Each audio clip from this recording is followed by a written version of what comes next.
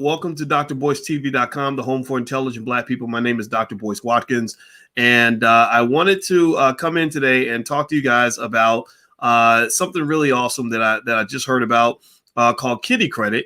That's just this amazing thing that's kind of happening, and I've actually got the CEO and founder here, Evan Leapart, and we're going to talk a little bit about that. But before we begin, I want to remind everybody that on this platform, we believe in building wealth for our community. We believe in putting our community first. We believe in solving our own problems. We believe in building for our children. And if you agree with that philosophy, put a hashtag B and the number one in the chat, hashtag B1. That's our calling card. That's what we believe in. That's who we are. And hello, Raphael and Jay Will and Kiva and YK Mitchell. I see you in there, and Tanya. Good to see you. Good to see you. All right, so let's jump in. Let's get it started. Hit the thumbs up button, everybody. All right, so Evan Leapart, founder of Kiddie Credit. All right, so tell us, Evan, what exactly is Kiddie Credit? Yes, sir. First off, appreciate you having me on here, Dr. Watkins. It's always a pleasure. Truly love what you do. Kiddie Credit, in short, is a chore tracking app that teaches kids about credit, where the premise of the app is the better a kid does their chores, the better their credit score. Okay. That sounds pretty simple. It sounds like a nice one of those simple ideas that ends up being worth like billions of dollars later. You know, that's the goal. So Kiddie. Okay, so in this app, kids are able to get a credit score by doing their chores. Mm-hmm. So it's a simplified version of FICO. So think instead of 300 to 850, it's from 0 to 100. And the way your score is affected is based on how you do your chores. So think of a missed chore like a missed payment. The longer you've had a chore, like the longer you've had a credit card. And anytime a kid asks for something, hey, mom, can I get this? Hey, dad, can I get this? Hey, auntie, can I get this? You know, it's like an inquiry, right? So we're trying to teach them the mechanics of how credit is calculated based on, you know, how well they do their assigned tasks, chores, activities, and just solid habit forming. Interesting. Okay, so Black King mentions that you put me up on so much game. Thank you, brother. Well, you are welcome. I'm glad you're here. So let's put you out. We're gonna put you up on some more game here, by asking you guys a question. Bad or let's use the word bad or good. Would you say that most of the friends and family that you know have good credit or bad credit? And let's go in the good and bad categories and include yourself if you want to. What would you say? Would you say that that most of your loved ones and friends have good credit or bad credit? I want to see if the stats have changed. I need to do a formal survey. Okay, so Belinda says bad, Ricky bad, Jeremy bad, Lindsay bad. Okay, so bad is 4-0 right now. It sounds like a Michael Jackson song. I'm bad. You know, and I'm gonna tell you, Yolanda bad. Okay, all right, Stevie bad. Okay, so y'all got some bad. Y'all's relatives are struggling. Okay, all right, fine. Okay, no shame here. This is the no shame zone. So now I want you to let's do a confession. Let's come to the financial church. How many of you have had at some point bad credit? Give me a yes or no if you at some point have had bad credit. I'm gonna raise both hands. My credit's not as perfect as Alicia's. Alicia has always bragged about having my wife. I just married her, Dr. Alicia Watkins. I'm going to call her Dr. Watkins now because I'm excited. And congratulations. Thanks, man. I appreciate that. And so when we got together, you know, there was a conversation about blending finances. And that was one thing she said. She said, my credit score is 850, and I expect it to always stay that way, right? Now, I had a 7-something. It wasn't as good as hers, but it was solid, right? It's good enough to get things done. And so maybe over time, you start off in a tough position, but you can improve over time. So why do you think it's important, Evan, for children to be educated early on the importance of credit scores? Why do you think that matters, just based on your own perception and research? Yep. It's a good question. I mean, for us, we feel that habits are really what make up, you know, a lot of our financial decisions, you know? So if sometimes we might understand how finance works, but if we start it too late, it's not necessarily you're still going to have those bad habits, right? So if we're understanding that, look, I made sure that I made my bed on time. I made sure that I made my car payments on time. So it's really just trying to create this parallel universe between solid habits and then the mechanics of a credit score. And when you look at it, credit is if you end up making a mistake on your credit, it can take 7 to 10 years to really reverse that. So, why put somebody through the ringer where they have to mess it up and then understand how it works? For me, that was how it worked for me. I messed up my credit, and then it was essentially trial and error to understand what made up a good credit score. So we just felt that we should start the conversation earlier. And what we realized too is in the process of doing that, kids are learning about how credit is calculated, right? But more importantly, parents are also understanding too how credit works. 4 out of every 10 Americans don't understand how their score is calculated, and 2 out of every 3 adult Americans can't pass a basic financial literacy test. And when it comes to what we would consider credit challenged adult Americans, there's over 91 million of us. So it's definitely an issue, and we need to start it earlier versus later. Well, that's a great point. And actually, before I move on, I want everybody to know I'm talking to Evan Leapart, who is the founder of Kiddie Credit, CEO and founder. His website is kiddiecredit.com. That's credit is spelled with a K. And also, if you guys could take 1 second, please, and hit the thumbs up button, hit the thumbs up, share, subscribe button if you haven't done it yet. And so let me, kind of mention this too. When you talk about, you said something that was really interesting. You said most Americans can't pass a basic financial literacy test. And that's a big deal because you didn't say, most Black Americans, right? You said Americans, period. And that's an important point for people to know. I know that as Black people, when we start to become more conscious of our financial situation, sometimes we can slip into the habit of beating ourselves up, and saying, oh, we're so bad at this. We're terrible at that. We're terrible at this. And the thing is, you don't want to go too far down that slope because you're part of a country where financial responsibility is just not, a deeply embedded value across the board. Americans are heavy consumers, and the corporations need this. They need us to become what I would call financial addicts, where we just have to spend, and we're not thinking about what's going on with our money and our credit and everything else. So I don't think people have to feel bad about that, right? I think it's this is kind of one of those things where parents, it sounds like what you're arguing is that parents have to take control of that. Like you have to fill in the void of what the public school isn't going to really teach your child. Can you kind of speak to that a little bit in terms of the role we can play as parents to really take over that process and not depend on somebody else to teach your child the things they need to know in order to be successful? Yeah, it's a good point. I think COVID taught us a lot about that this year, right? Like, there was a statistic that showed about the global learning market and what's happened kind of before COVID and after. When it came to, I think before COVID, people were simply saying, look, my kid goes to school, they learn what they learn, they come home and that's that. But now it's been more of a collaborative process. And now that parents are taking more ownership of the education track, it's saying like, how do we teach things that I feel they would need to learn about, like versus just what the school is talking about. So, what we've been trying to do now. So like our business, we work with a lot of nonprofits.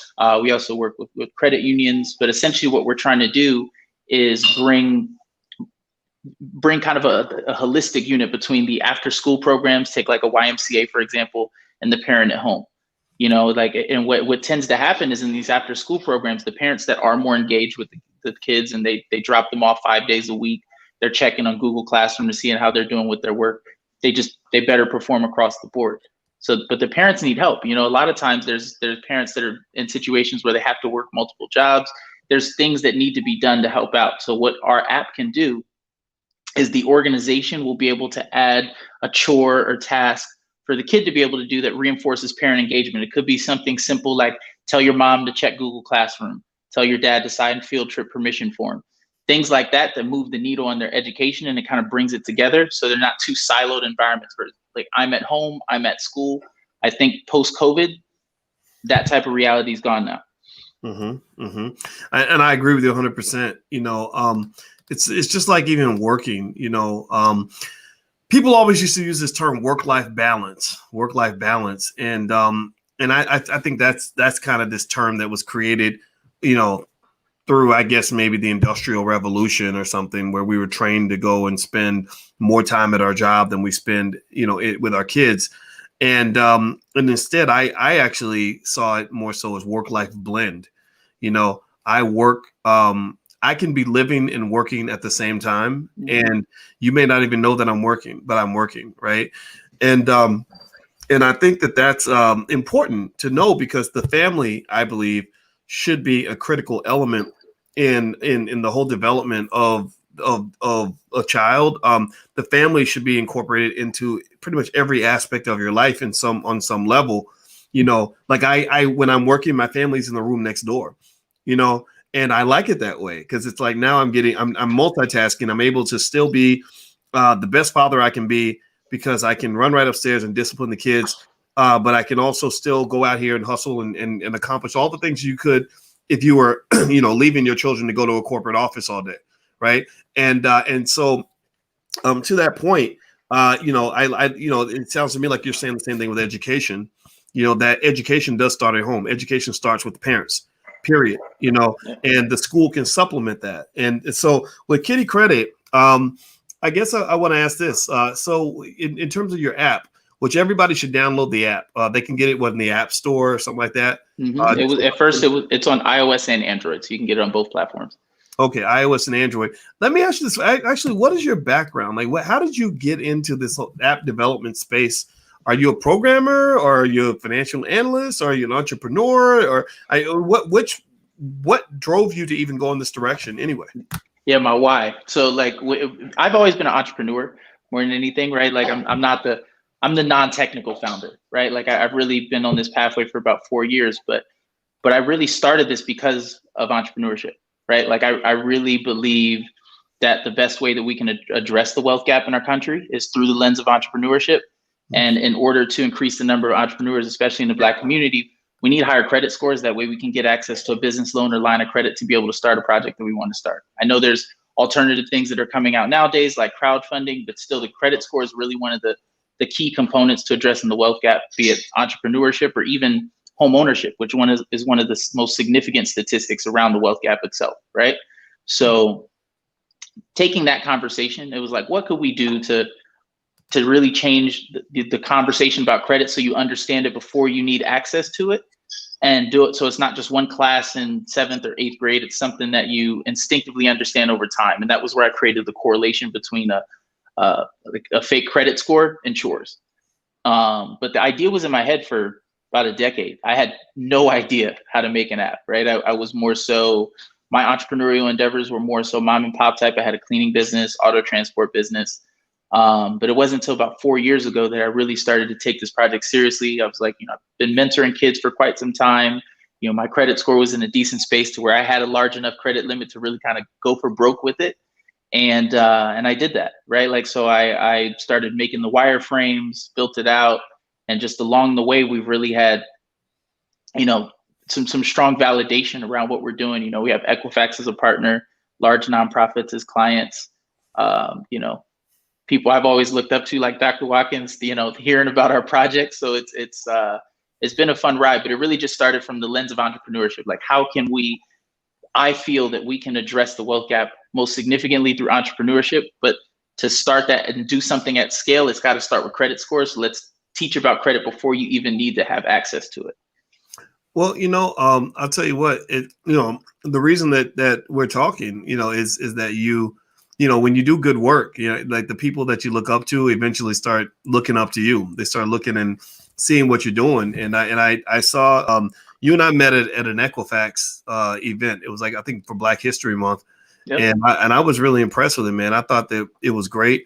And I love the idea of just sprinkling a culture of economic success, at an early age, giving people options so that if things don't work out for you, you can't say it's not because, no one offered you a different route, like that it was never presented to you. Because a lot of us maybe grew up, think about it. I mean, I know when I grew up, I didn't have anything that I saw that was even giving me the option of being economically intelligent. I think if someone had offered a class on how to invest in the stock market when I was 12, I would have taken that class. I would have been happy to be a part of that. Absolutely.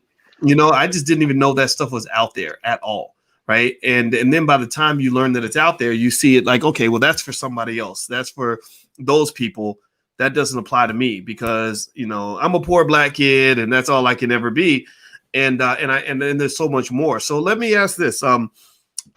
Just for those who are not 100% sure, what does a good credit score allow you to do as an adult? What does that? How does that make your life easier? I have thoughts, of course, and some of the audience does, but I'd like for you to kind of verbalize that so we can kind of consciously sort of explore that. Yep. I think not even going to the lens of entrepreneurship, but simplifying it, right? Like if you want a car, right? Like, let's say we both want the same Lincoln Navigator, right? And then if I have poor credit, my interest rate could be 7 or 8% on that. And if I have great credit, that interest rate could be 1 to 2%, right? That's a difference of hundreds of dollars a month on your monthly payment, right? So that's just a simple example. You're paying less if you have a better credit score. You want a home, right? If your credit score is below a certain threshold, you're not even going to get approved for a mortgage at all, right? Like when we look at the statistics around, and forgive me, I don't know off the top of my head, but when we look at like the wealth gap in our country between the average white household and the average black household, it's upwards of 100,000, I believe. And the most significant part of that is because of the lack of home ownership, right? So what is the biggest barrier to owning a home? It's your credit score. You have a great business idea, and there is no such thing as a friends and family round. I know I didn't have one. I did crowdfunding, but it wasn't necessarily, prior to that being available, there's people like, oh, I had nothing. I started with $1 million loan from family, and I got it. Like that's not necessarily the case for a lot of people. But good credit, you have a shop that you want to open, it will provide you access to that. But on the flip side too, and this is why it's important to understand about how it works, but also understand about the risks of it, because you can easily go the other way and then over leverage and put yourself in debt, and that's a situation we don't want to have happen. So it's just, and that's where the habit part of it comes into. Like we could all understand how credit works, but if we still make poor decisions and have poor financial habits, then we'll just put ourselves in another cycle. So it's like let's try to change the habits early, and then also equip with the knowledge of what good habits and an understanding of credit, how those two things could function together. Yeah, and everybody, by the way, I'm speaking with Evan Leapart, and he's the founder of KiddieCredit.com, which is a new app that teaches credit scores to children by basically using their chores as an opportunity to teach them how credit scores work. And if you would like to know how to learn more about the app and what they got going on, KiddieCredit.com is a website you can go to, or you can also download the app in the iOS store or the Android store. It's all over the place. So make sure you do that, and also hit the thumbs up button. Please hit the thumbs up, share, subscribe button. We're building Black-owned media here, and we could use your help. And so please take 1 second consciously right now. If you haven't done it, please hit that thumbs up button, and also please subscribe. We need you to do that because that's really, really important. So one thing that's interesting, Evan, is I'm not going to even ask a question. I'm going to frame it just as a statement. I'd like for you to feel free to add in anything that comes to mind. People use the term investment vehicle a lot. And I want everybody in here, give me a yes or no in the chat if you feel like you're somewhat familiar. If I say investment vehicle, do you kind of think you know what that means? Somebody give me a yes or no if you think, if you feel comfortable. Like when I say, investment vehicle, what does something come to mind? Right? Let me know. Give me a yes or no. And as we do that, I'm gonna make a funny little comment. So there's this person named Real Talk in the chat, and I want to ask Evan a question as everyone answers that previous question. You said you have a wife, right? Yes, sir. Now, how old are you? 35. 35. Okay, and how long have you been married? We are going on almost 3 months. Got married March. Oh wow! Congratulations. Well, yeah. I see a person in the chat named Real Talk.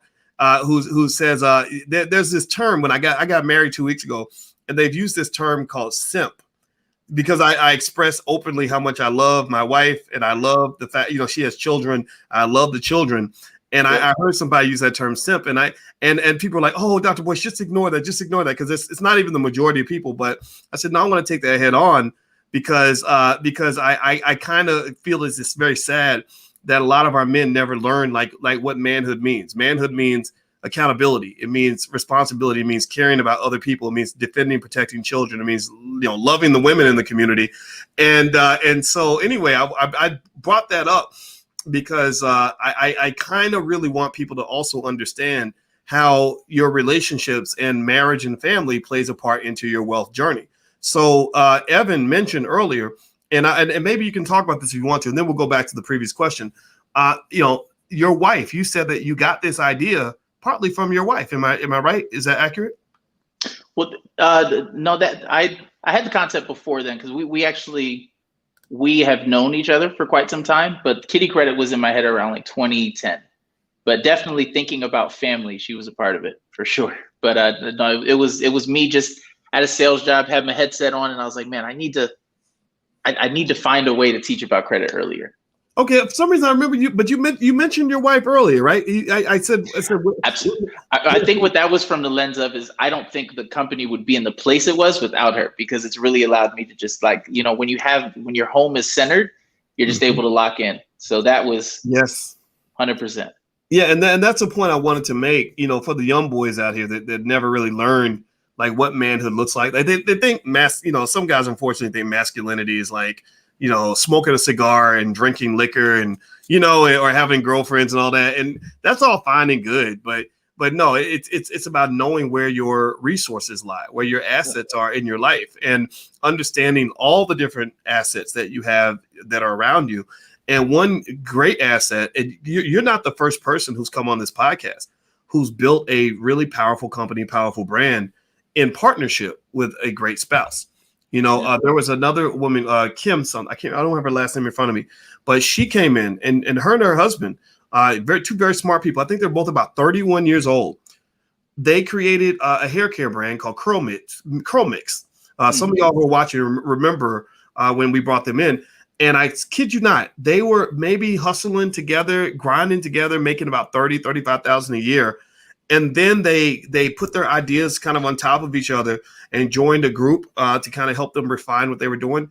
They literally cranked out $6.5 million in revenue last year at 31 years old. Yeah, they're killing it. Like, do y'all hear me? Right? And I asked Kim, I said, do you think you could have done this without your spouse? And she said, absolutely not. Like, my husband's ideas were critical in all of this. His support was critical.